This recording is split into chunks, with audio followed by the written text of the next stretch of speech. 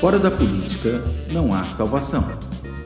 Um canal e podcast para discutir política. Produzido por mim, o cientista político Cláudio Couto.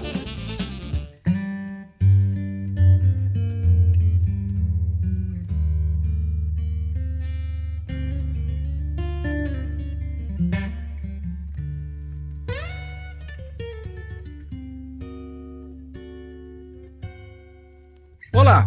Este Fora da Política Não Há Salvação é o último do ano de 2022. Nós gravamos isso aqui à véspera do Natal. Esse episódio, inclusive, vai subir para as plataformas, para os podcasts, para o YouTube, no dia da véspera de Natal, dia 24 pela manhã. E aí, claro, fica lá para todo mundo ouvir a hora que quiser, daqui até o meio de janeiro, porque a gente só deve, pelo menos, ter um retorno aqui do Fora da Política Não Há Salvação na sua quarta temporada, diga-se de passagem, na segunda quinzena de janeiro, quando eu voltar de umas merecidas férias, a gente tiver passado desse recesso de final de ano. E para fechar essa discussão, a gente vai, inclusive eu diria, fechar com chave de ouro, esse ano, essa terceira temporada do podcast e do canal. A gente vai tentar entender, afinal de contas, de que maneira esses episódios recentes que a gente tem visto de contestação aos resultados das urnas, de violência política que caracterizou essa campanha, de um discurso da violência, enfim, como é que tudo isso se inscreve na nossa história, na nossa tradição política? E para discutir esse tema, eu convidei minha colega, inclusive foi minha colega de graduação, minha antiga colega, antiga amiga, a professora Ângela Alonso, que é professora do Departamento de Sociologia da USP, da Universidade de São Paulo, e é também pesquisadora do SEBRAP, o Centro Brasileiro de Análise e Planejamento, que inclusive ela já presidiu.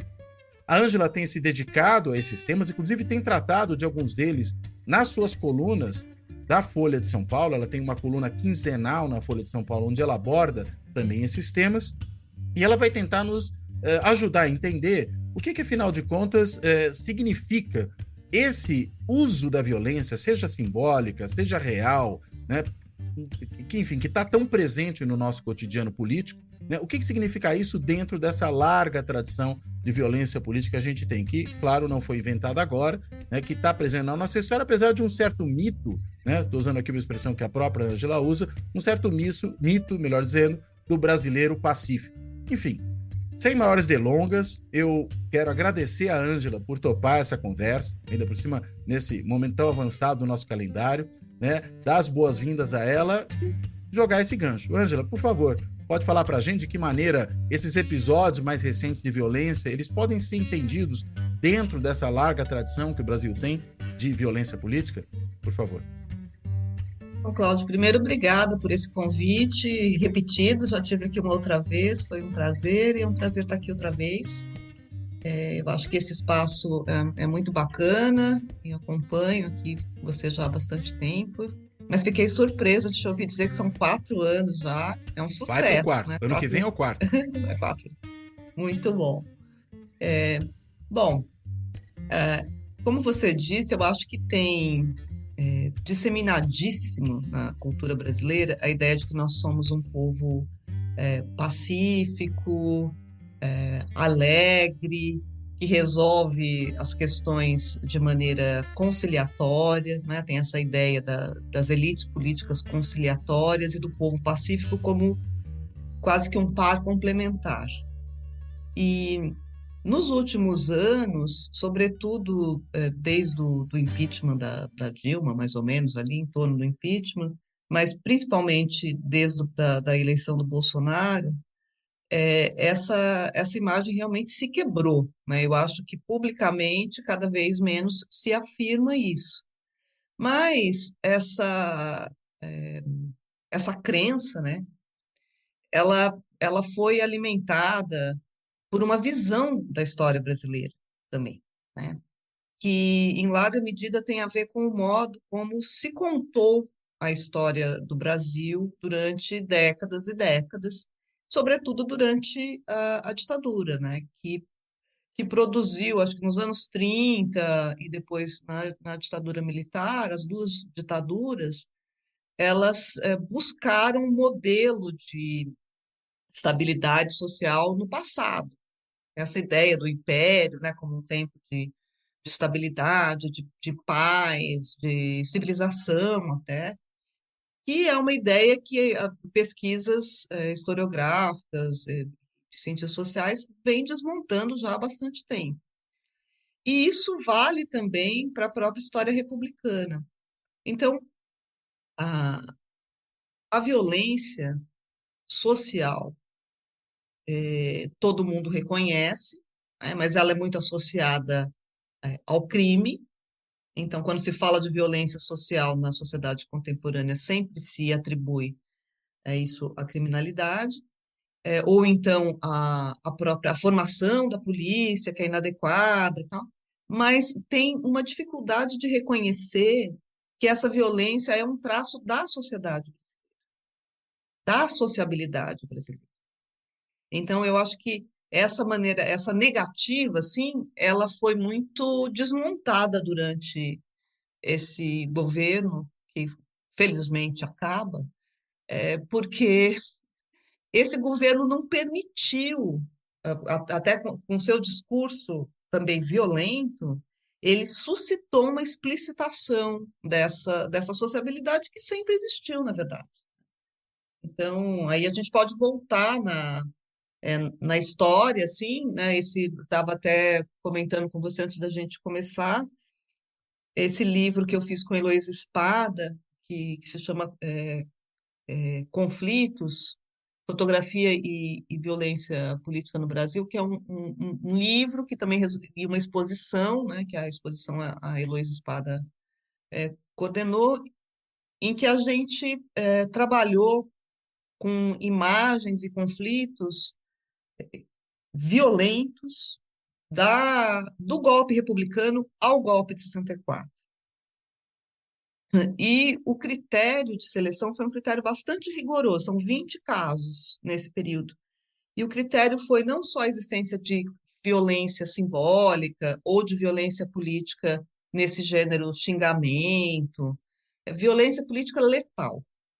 Então, são 20 casos nos quais aconteceram mortes por razões políticas, e mais do que uma, várias. Inclusive com formas de requintes violentos. Então, por exemplo, a degola é uma forma recorrente de violência política, né? E também que aparece, por exemplo, desde da Guerra Civil no início da República, que não costuma aparecer com esse nome, mas que é a revolta federalista e a da Armada, que juntas, no meu entendimento, configuram uma guerra civil. A degola é generalizada nesse momento, a degola aparece depois, por exemplo, no cangaço. Então, a gente tem formas de punição de um inimigo político por outro muito severas, porque não é só a eliminação do inimigo, é a sua destruição simbólica, né? A exposição da cabeça como um troféu, como se fez com os cangaceiros. Então, é uma história de violência. E que a gente registrou de um golpe ao outro, porque, obviamente, a ditadura é um momento em que a violência política passa a ser oficializada. O Estado pode exercê-la, e exerceu aqui durante a vigência dessa nossa ditadura, da qual o Ustra é um grande símbolo que o Bolsonaro resgatou. Então, assim, acho que o próprio Bolsonaro produziu essa continuidade, assim, né, uma recuperação da violência política e de um elogio dessa forma de resolução de conflito. Então, não é à toa, me parece, que os bolsonaristas agora, os renitentes, também recorram a formas de violência. É uma tradição mesmo de recuperação, né, que o Bolsonaro faz.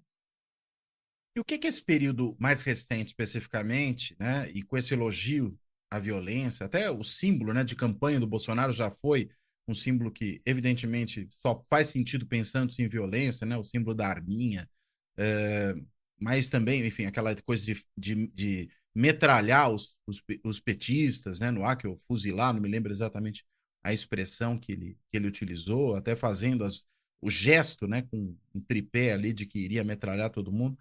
O que isso deixa para a gente? Porque, vamos dizer, acabou o governo Bolsonaro, né? Muita gente tem falado, acabou o Bolsonaro, mas não acabou o bolsonarismo. Mas, para além até do próprio bolsonarismo, né? O que que essa experiência desses anos pode deixar de mais permanente na sociedade brasileira? Claro, sem deixar de levar em conta justamente essa tradição da qual você está falando. Então, eu acho que é porque essa tradição existe que que o Bolsonaro trouxe não ficou na superfície da vida social. Ele encontrou um terreno no qual do qual se alimentar. E por isso também acho que passando o Bolsonaro, essas coisas não desaparecem. Porque o que aconteceu, na minha opinião, foi uma explicitação de formas de violência que existem na sociedade e que são celebradas por parte da sociedade. Então, um exemplo disso é o uso da arma, você mencionou.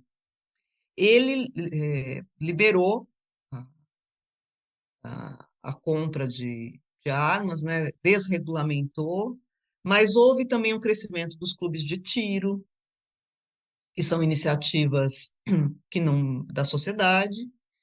E eu queria lembrar que durante o governo Lula, no começo, agora nós vamos ter que falar Lula um, 2 e 3, né? No Lula um Sim, teve a tentativa de desarmar a sociedade com o plebiscito do desarmamento, que o governo perdeu. sim.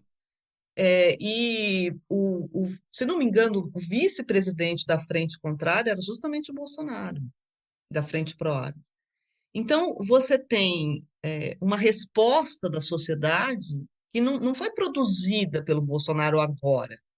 Tem uma parte da sociedade que tem esses valores e que está transmitindo esses valores. O que eu acho que nesses últimos anos ficou forte foi essa explicitação cotidiana da violência.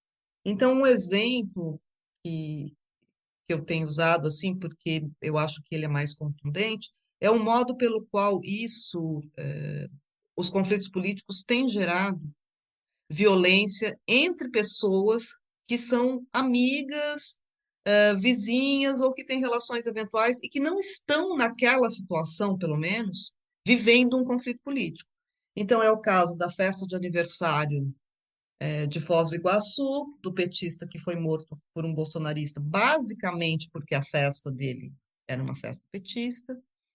E crimes semelhantes a esse aconteceram em várias localidades do país, entre pessoas de grupos sociais diferentes, então, entre dois trabalhadores braçais, em que, ao discutir política, um acaba matando o outro a machadadas.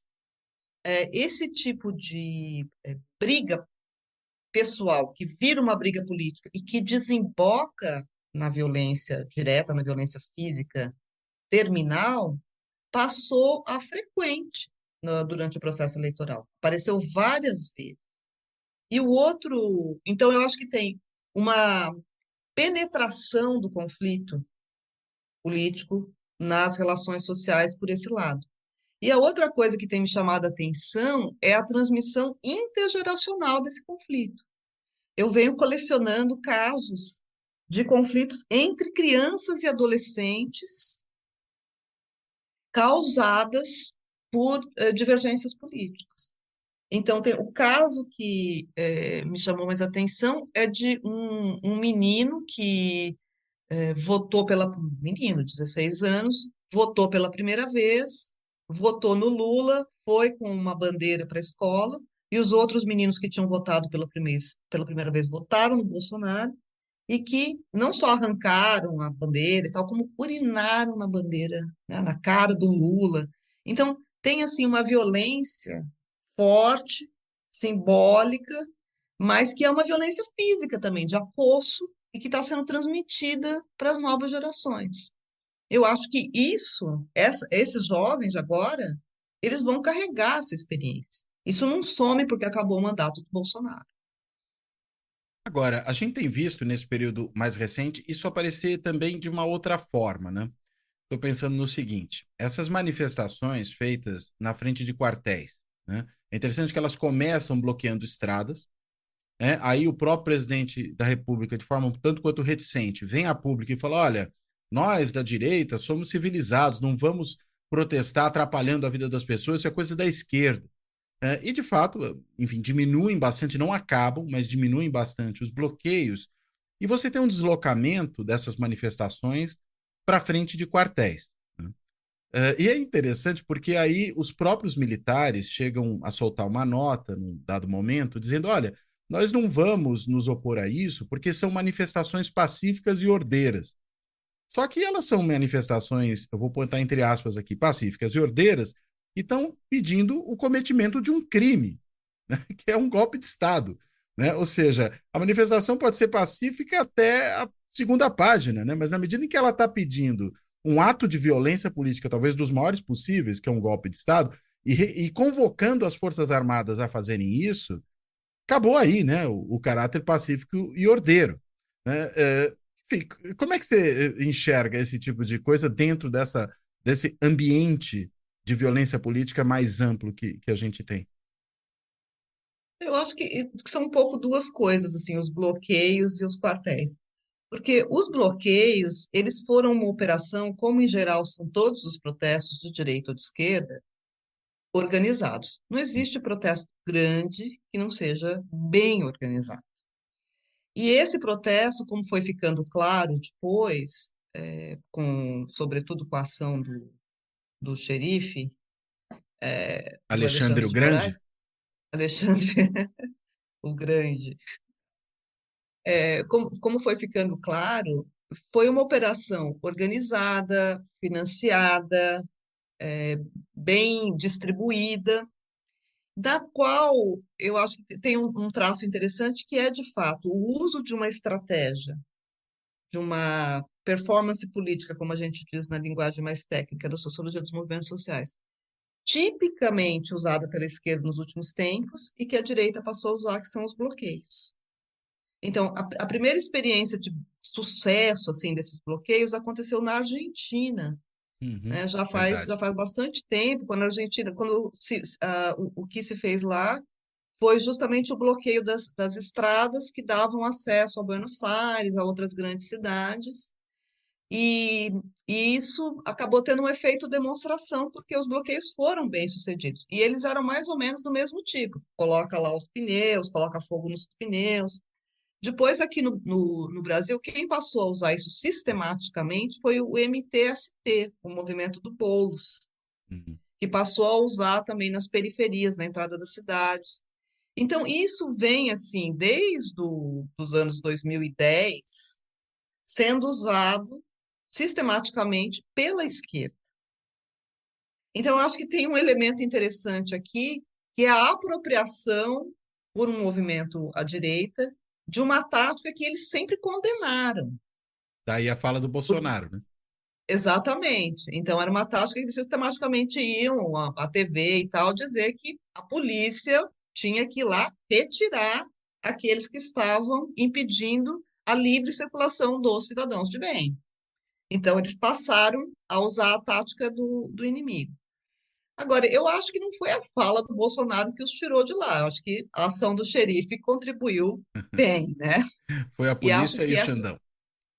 é, e eu acho que essa estratégia de monetarizar o conflito é uma estratégia que dá muito resultado, porque se identificam os responsáveis econômicos, se pune com multa, isso tem um efeito muito mais desestruturador do protesto do que, por exemplo, você prender as pessoas que estão lá.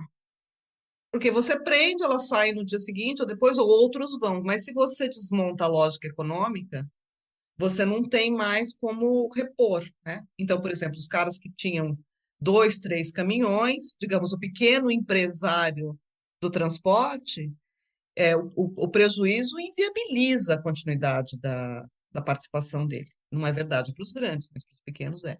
Então, eu acho que essa é uma coisa, né?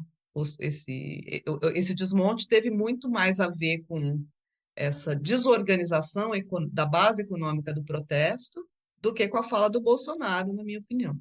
Até porque tinha vários deles que disseram assim, bom, se o Bolsonaro não está mais com a gente vai sem ele mesmo. Tinha uma radicalização por esse lado. Agora, na frente do... Bom, tem o lado pitoresco do, né, o pneu, o patriota do caminhão, que eu acho O que pneu essa está também... falando é não botar fogo no pneu, é cantar o hino Não, pro pneu, rezar, né? ali, cantar o hino nacional para o pneu. Eu acho que tem uma coisa também muito interessante no Brasil, que não sei se existe em outros países, mas é raro, né? Que a gente teve no dia da eleição, vamos dizer com todas as letras, uma tentativa de golpe de Estado, malograda, mas uma tentativa de golpe, e que foi recebida pela maioria dos brasileiros nas redes sociais e tal, com memes, com piadas, né? Então, teve também uma desmoralização do golpe. Então, nós somos uma Do que você está sociedade. falando, só para ficar claro, qual é a tentativa a qual você está se referindo? A ação da No, Polícia no, no dia da Rodoviária? eleição, quando houve, começaram os bloqueios no dia da eleição e a tentativa de impedir eleitores de se deslocar, né, os eleitores que provavelmente votariam no Lula, impedidos, e daí os bloqueios ficaram, e já começou imediatamente essa produção alucinada de memes, gerou até um bonequinho do Patriota, né, que tem para vender agora. É um pouco a versão brasileira do bonequinho da Michelin, né? Que é aquele que o pessoal põe no caminhão. Exatamente. Então, a gente está falando assim, a sociedade brasileira é violenta, conflitiva, mas ela também é bem-humorada, né? Mesmo nessa situação assim de crise aguda, tá todo mundo rindo da tragédia política. Agora, não é uma estratégia também? Porque quando você, você, vamos dizer, tira sarro, você de alguma forma tira a força, né, do movimento. Ele passa a ser um movimento mais do que perigoso, ridículo, né? Você não vê aí também uma estratégia de contra-ataque nessa ironia? Sim, mas eu acho que só dá para rir do que você já sabe que está enfraquecido. É. Eu acho que é um pouco o riso, nesse caso, eu acho que é uma constatação de que o inimigo não é forte o bastante. Então é um riso meio de alívio, de catarse, né? Eles perderam. Eles estão reagindo, mas a reação é insuficiente, né? E tanto que também a outra frase que ficou aí foi a do Barroso, né? Perdeu, mané. Então acho Exato. que tem aí esse riso quase celebrativo, assim, né? Hum. Da vitória, né? Da vitória. Tá. Agora, é interessante que você, acho que na sua última coluna da Folha, dia 15, né, eu vou aqui ler um trechinho dela que eu gostaria que você comentasse um pouco. Você diz o seguinte, ó. As ações de rua desta semana, em Brasília, semana do dia 15, escapam da definição porque são antidemocráticas. Não se trata de movimento social, mas de guerrilha. Reação política coletiva e violenta de manifestantes que não reconhecem a legitimidade do governo.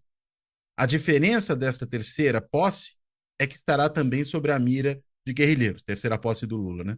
Pode falar um pouquinho disso? Eu achei muito interessante. Você está se referindo àquelas manifestações que tentaram invadir a sede da Polícia Federal, tiraram fogo em ônibus, tentaram jogar o ônibus em cima do viaduto, esse tipo de coisa, né?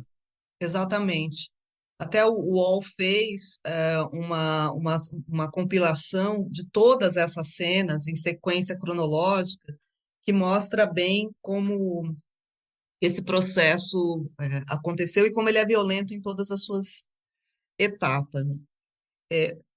O que eu estava me referindo aí é que teve durante bastante tempo, assim, acho que ainda tem, né?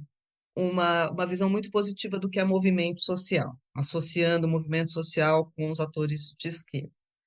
O movimento social, como eu estava falando dos bloqueios, é uma forma de ação, pode ser usada à direita, pode ser usada à esquerda. Mas aí, também movimento social não é tudo. Então, o que eu quis também fazer aí é distinguir um pouco o que é um movimento social de direita, que vai, por exemplo, à rua e é contra o aborto, é contra o casamento gay, ou defende a educação em casa, pela família ou pela igreja, em vez de pelo Estado. Isso é um movimento social de direita, vai lá, protesta, ok. Agora, tem um gradiente de formas de manifestação conforme, para voltar ao nosso tema, usos da violência. Nenhuma manifestação de contestação é totalmente destituída de violência. Por quê? De certa maneira, o que uma manifestação está fazendo? Ela está disputando com o Estado. Ela está fazendo isso fora das instituições. E aí a violência mais usual que os movimentos sociais usam em manifestações é uma violência de natureza simbólica.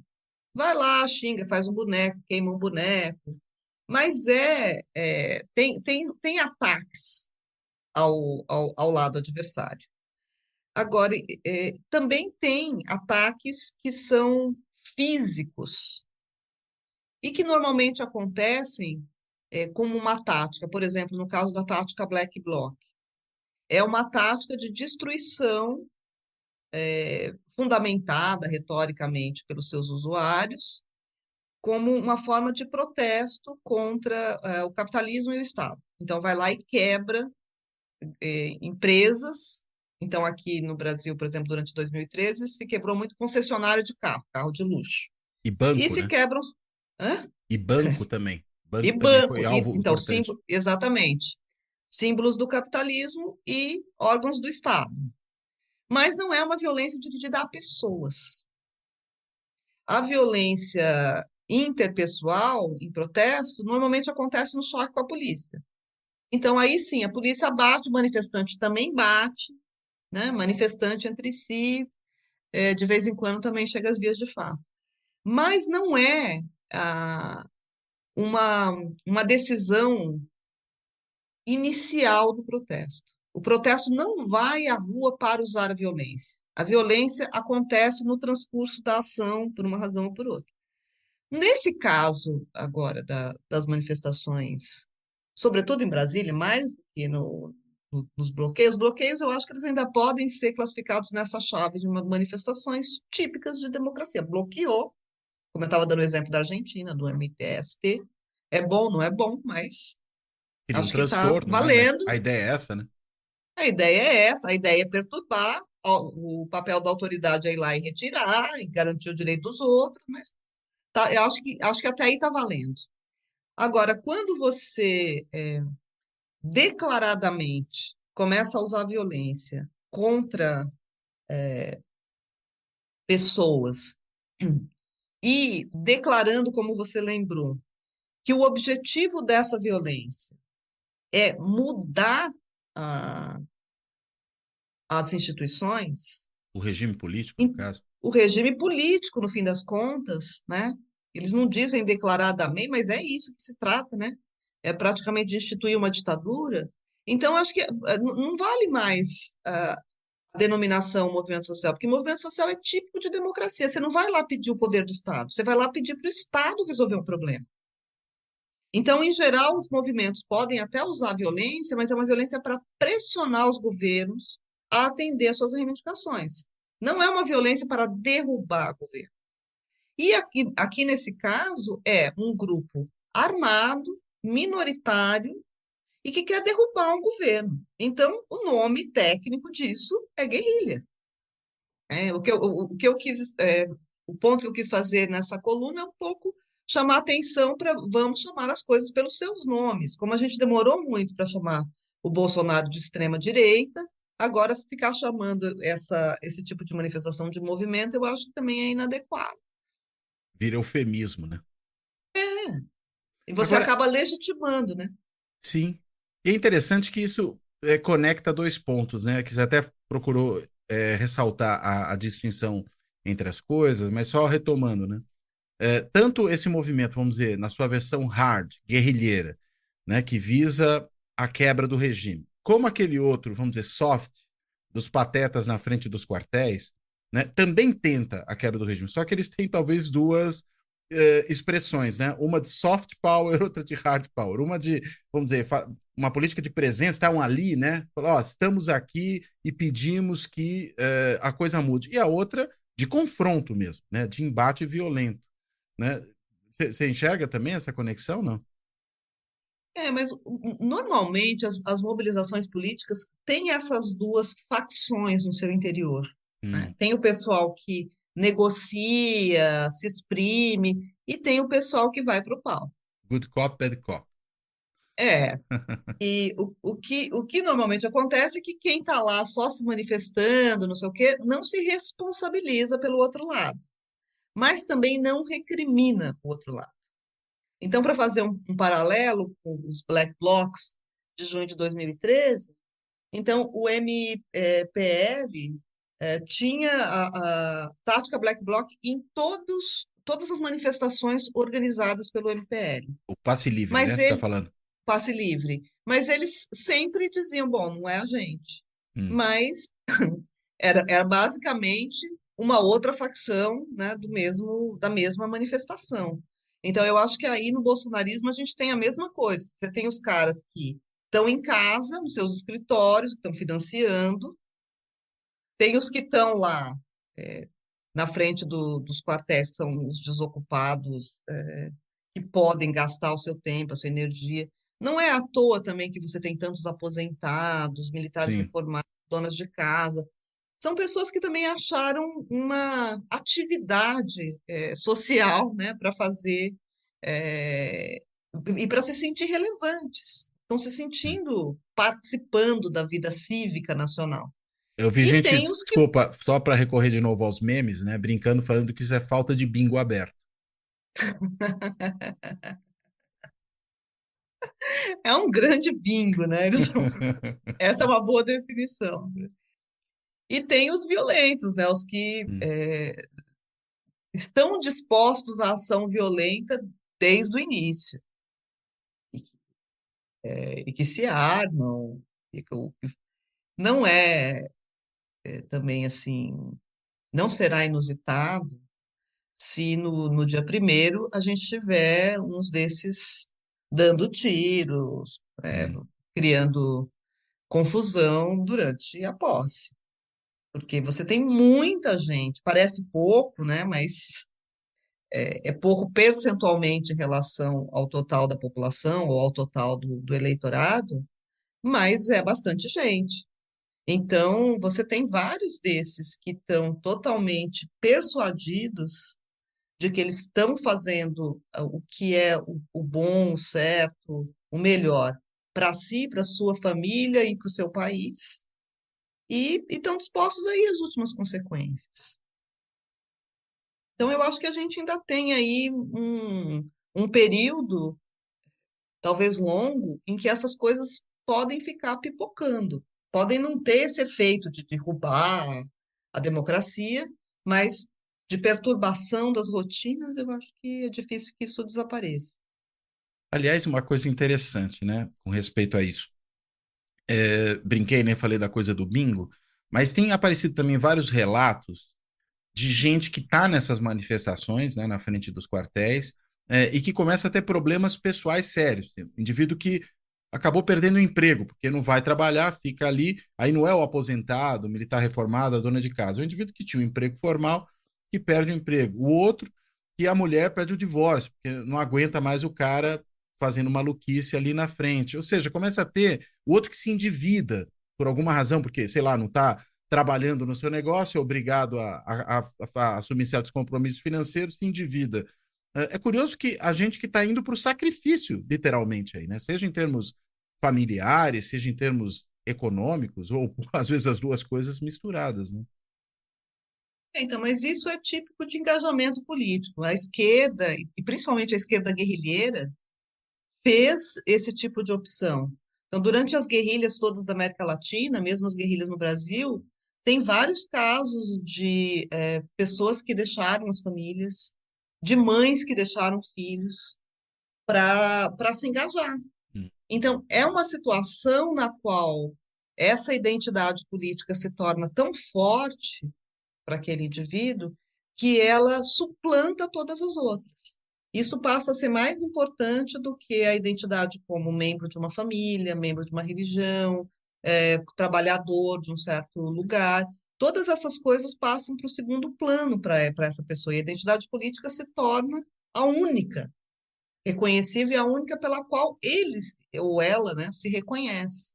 Essa é a situação de radicalização política. Essa é a situação que a gente encontra, por exemplo, no jihadismo, nas guerrilhas. São situações em que todo o resto da vida se torna menor, menos relevante e coisas das quais se pode abrir mão. Agora, nesse caso, a diferença das guerrilhas, espero, né, das guerrilhas e da jihad, é que esse engajamento não encontrou uma liderança, porque é um engajamento de alto risco, de alto custo. Tem uma literatura sobre isso, né, sobre engajamento de alto risco. As pessoas tomam essa decisão, vão viver a sua vida em torno disso, mas, em geral, você tem uma liderança que diz para onde é que você está indo e por que que você está fazendo, qual é o sentido. Então, eu acho que isso é o que, felizmente, faltou aqui no nosso caso, porque quando essa base chamou o seu líder, o líder não soube o que fazer, O né? Bolsonaro. O Bolsonaro titubeou. Ele tá catatônico, né? E ele, então, agora parece que também tem uma crise, a gente estava falando também dessa dimensão psicótica, né, antes do início, não é a minha praia nem a sua, mas eu acho que tem aí características da personalidade do Bolsonaro que tanto tornaram ele um personagem muito bom para esta posição, mas quanto dificultam que ele leve essa posição até o fim.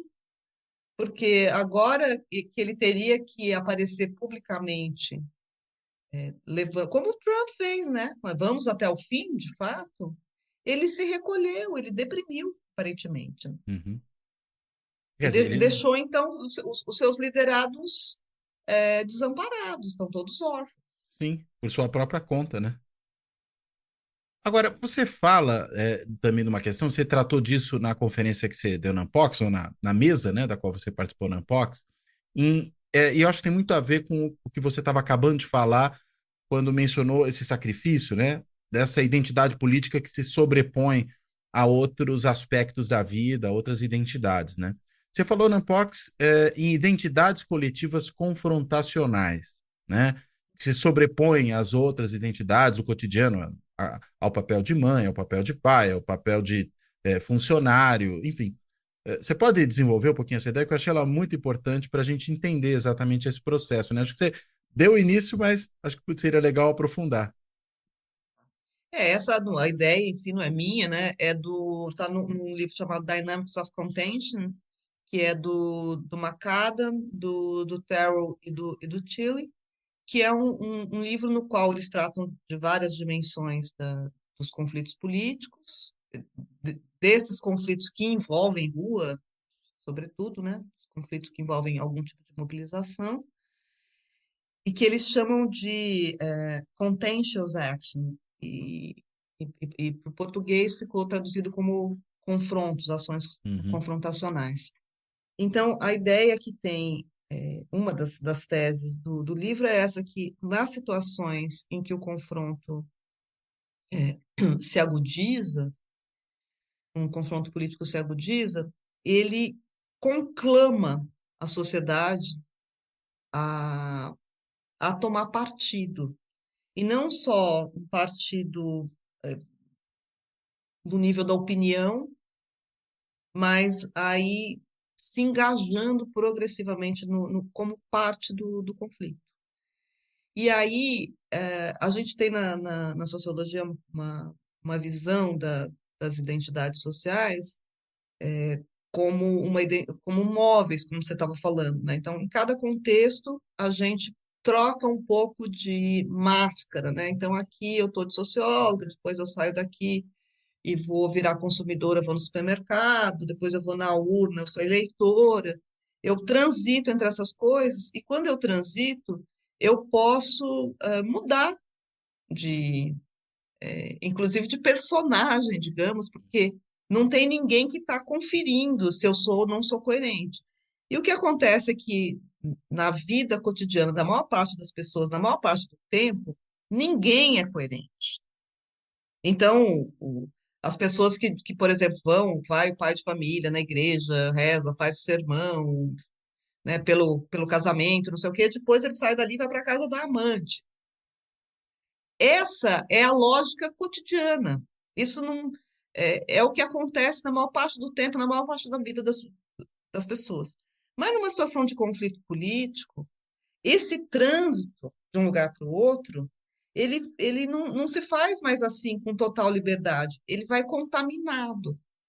Então, essa posição política, esse conflito político, ele vai se inserindo em todas as modalidades de situação social. Então, você vai no supermercado, você encontra uma. Eu mesmo tive essa experiência. Você vai no supermercado, tem lá, começa uma conversa que rapidamente evolui para bolsonaristas e petistas. A conversa é sobre a fila, né? Mas essa situação se sobrepõe. E isso foi acontecendo visivelmente na sociedade brasileira durante o processo eleitoral. Vem vindo, na verdade, né? Eu acho que vem vindo desse petistas não petistas. Isso se exacerbou desde o governo Dilma, em que você fica em reuniões sociais, falou-se muito disso já nas eleições do Bolsonaro, que não dava para ter Natal em família, porque as Sim. pessoas estavam divididas, né? E que gente que brigou com os pais, com os filhos, com os parentes, com os primos.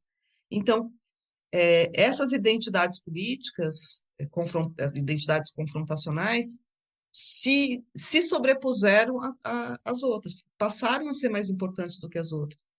E isso é, é o que prepara, do ponto de vista assim, dos casos que a gente conhece, é o que prepara situações de uso da força entre os grupos sociais. Quer dizer, prepara para falar assim com clareza, prepara a guerra civil.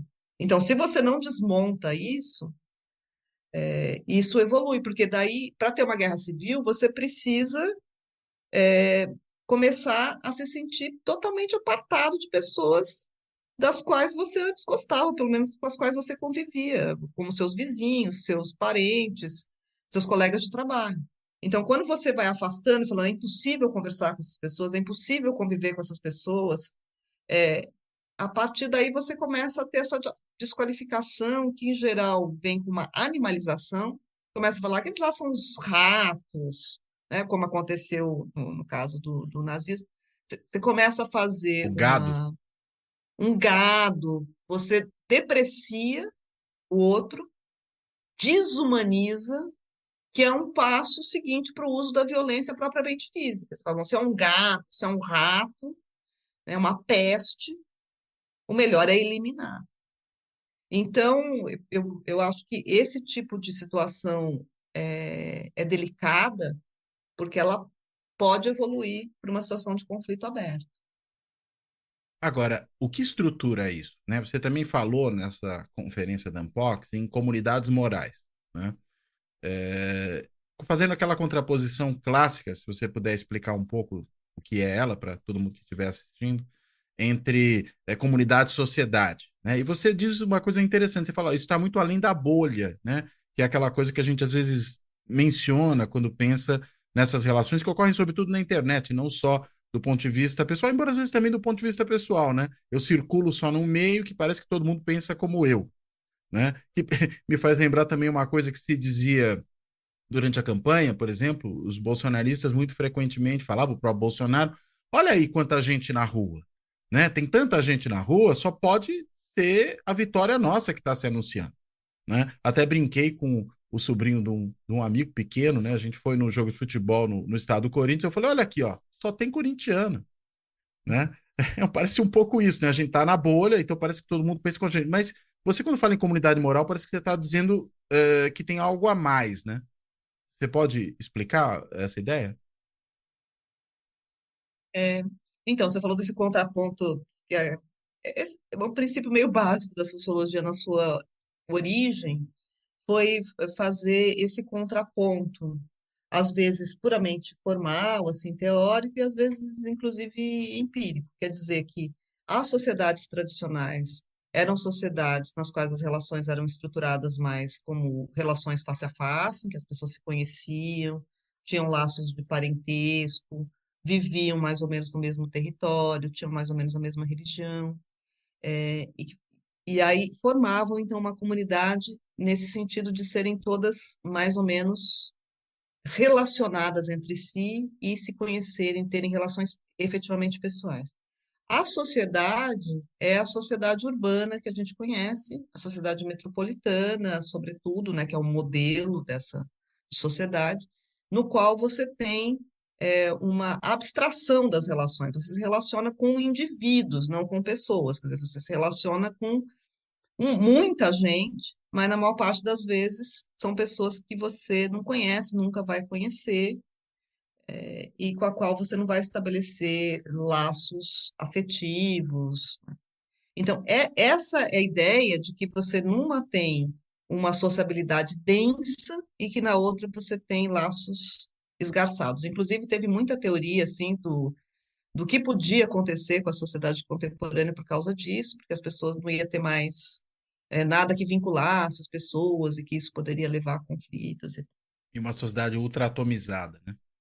Exatamente, que a sociedade dos anos 30 aos 50 fez muito sucesso a teoria da sociedade de massas, que era essa ideia de que, como não tinha mais conexão substantiva, afetiva, moral nesse sentido, entre os indivíduos, então eles seriam atomizados, estariam sozinhos e estariam à mercê de líderes autoritários, totalitários, que dariam para eles de novo um certo senso de família, a ideia do líder como um certo pai, né, de todos.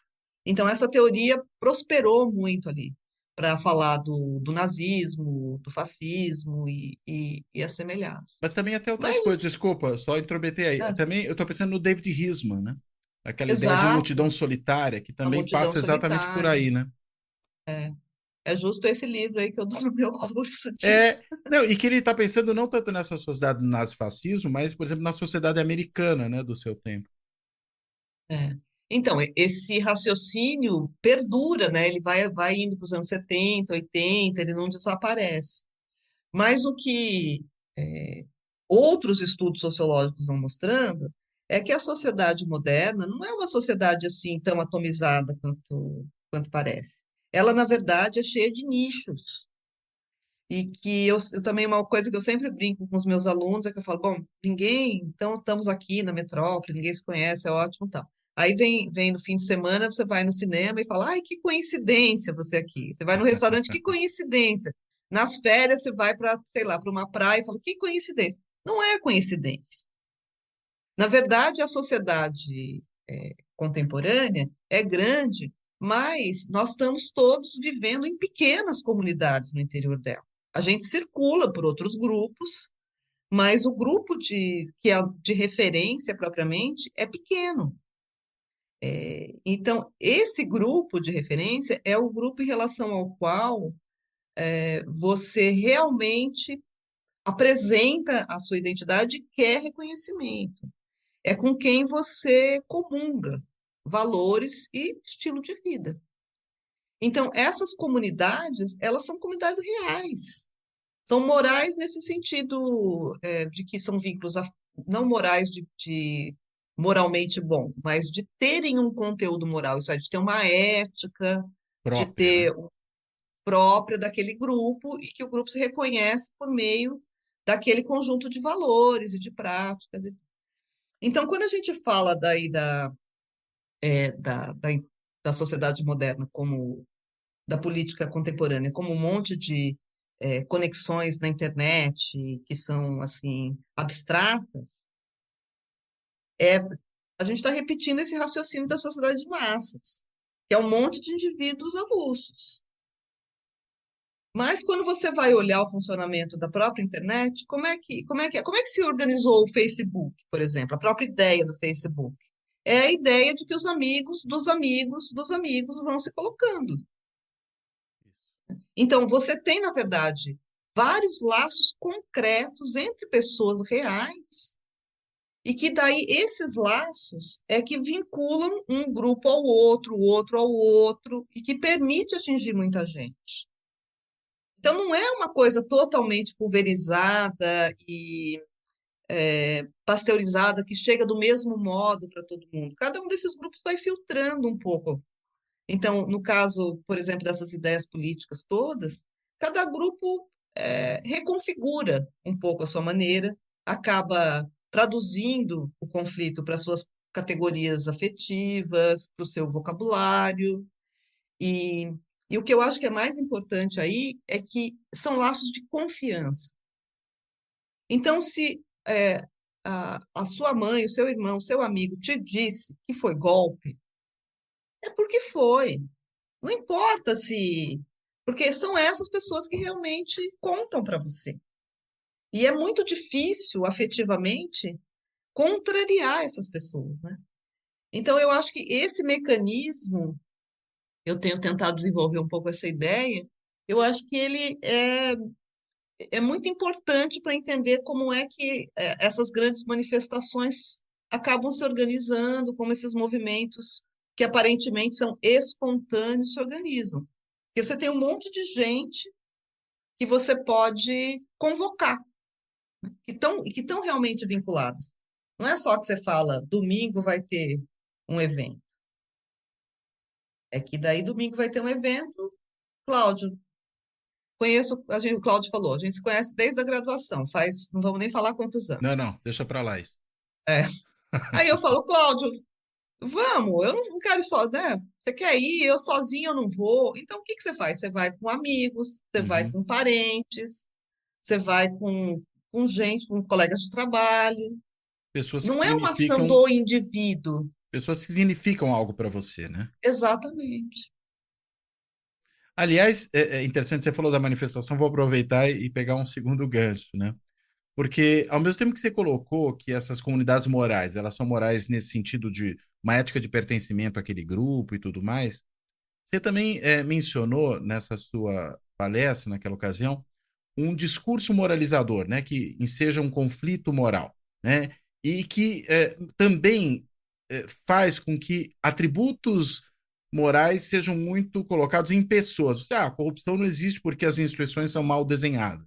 A corrupção existe porque faltam pessoas de boa índole no Uhum. governo, né? Temos que eleger os bons, né? E depois é interessante que isso vai, acho que com uma série de mediações e também assumindo um segundo formato, que é o religioso, aparecer no discurso bolsonarista, quando, por exemplo, você tem a ideia de que a eleição seria uma luta do bem contra o mal, né? Uhum. É, de que maneira se conecta essa coisa da comunidade moral, no sentido que você colocou, com esse conflito moral mais amplo que transborda para a ação política? É, eu acho que essa moralidade, essa moralização do debate político tem a ver com a tentativa de comunidades morais de generalização dos seus valores para o conjunto da sociedade. Então, isso é verdade para esse grupo bolsonarista ou grupos parecidos que querem levar os seus valores, a sua moralidade da família, cidadão de bem, etc. Mas tem a ver também com a tentativa de vários grupos da esquerda de levarem também os seus valores. Então, é, a vida privada foi se transformando num tópico político de primeiro plano. A decisão sobre educar os filhos, sobre sexualidade, sobre reprodução, sobre crenças religiosas, ter ou não ter, qual, onde, tudo isso passou a ser objeto de debate público e de regulamentação institucional. Então, isso também levou a que comunidades que eram só comunidades morais de convivência se sentissem chamadas a participar politicamente para defender os seus pontos de vista, né, os seus valores. E então tem aí essa dimensão de moral privada que veio vindo, e aí eu acho que o Supremo tem pôs a sua colher nesse vespeiro, né? Porque tanto o aborto do anencefalo, o casamento entre pessoas do mesmo sexo, a, a liberdade o direito de fazer a marcha da maconha. Tudo isso que para os tradicionalistas é o fim do mundo, o Supremo liberou. Então, o Supremo assumiu também um papel de civilizador da sociedade, né? De vanguarda da sociedade. Vanguarda Mas essa não iluminista, iluminista, exatamente. que é o termo E que o Barroso usa, né, para falar do próprio Supremo. então, eu acho que o Barroso já várias vezes ele fez declarações nesse sentido, né? E inclusive quando o Barroso foi indicado, teve uma reação dos evangélicos contra, porque achavam que ele ia tomar atitudes como as que de fato ele tomou, né? Então, tem aí uma participação das instituições também em provocar esses conflitos. Toda vez que os governos puseram essas questões na agenda, então o aborto, o Fernando Henrique fez menções, o Lula tentou nos 2 mandatos, eles recuaram. É muito Ah, a disruptiva, né? é, porque são agendas. O Lula agora usou contra o Bolsonaro no debate, inverteu. A gente estava falando, né, como a direita usou a tática de bloqueio da esquerda, o Lula usou o argumento típico da direita contra a esquerda, né? Você é a favor da aborto? Acho que no sentido Então, ali de explorar o que seria incoerência, né, do Bolsonaro. mas entrando nesse terreno, eu acho que toda vez que você puxa para o terreno moral, a É um coisa perigo, fica né? perigosa. E tem essa dimensão da moralidade pública, que você chamou atenção, que é essa associação com pessoas, né? Uma personalização tanto dos culpados pela corrupção, quanto dos que são aqueles que vão resolver os problemas. Então, teve o Salvador da Pátria, que era o Joaquim Barbosa, depois era o Moro. Uhum. Aí você vai Os heróis. personalizando, né, quem é que pode salvar o país dessa derrocada moral.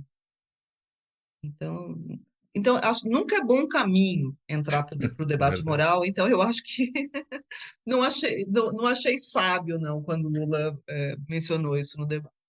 E tem um problema também, né, de quando essas comunidades tentam universalizar a sua moral para a sociedade como um todo, de você minar o pluralismo que é necessário, né, para a sociedade democrática.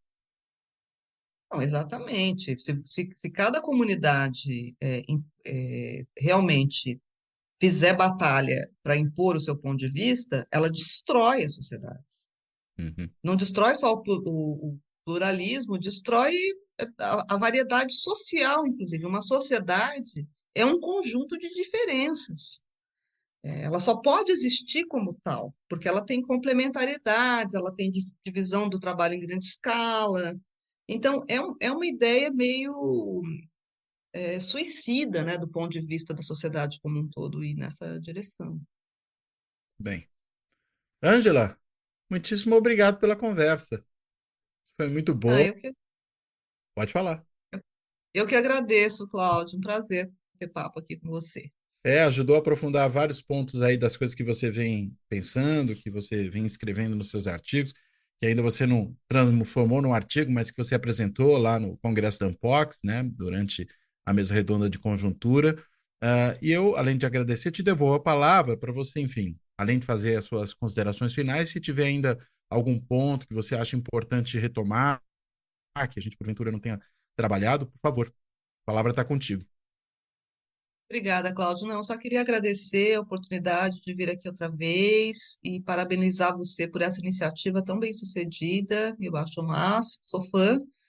É, e desejar a todos nós, né, um ano novo mais pacífico, para sair aqui do tema da violência, porque acho que além da transmissão de poder, a gente tem um ano difícil pela frente, por causa de tudo que a gente vem falando.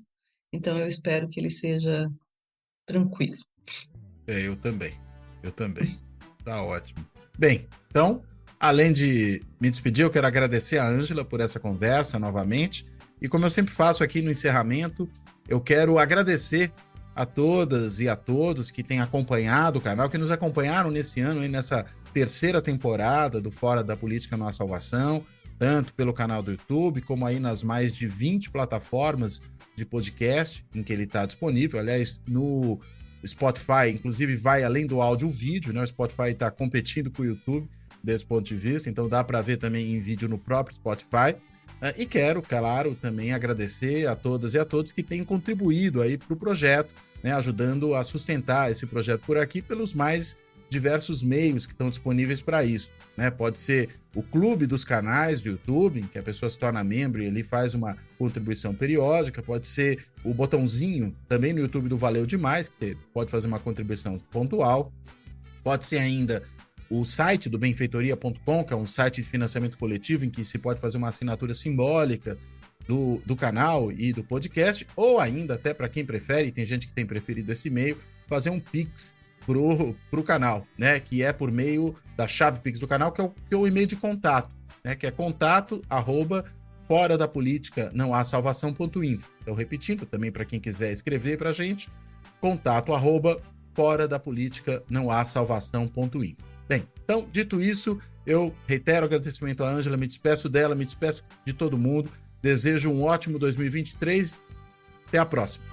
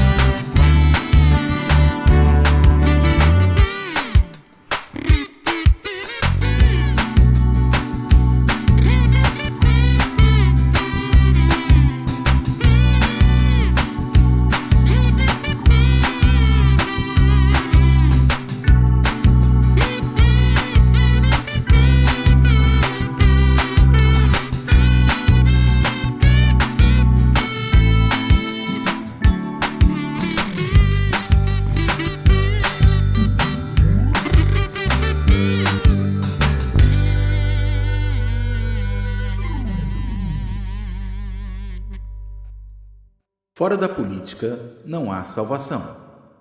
Um canal e podcast para discutir política. Produzido por mim, o cientista político Cláudio Couto.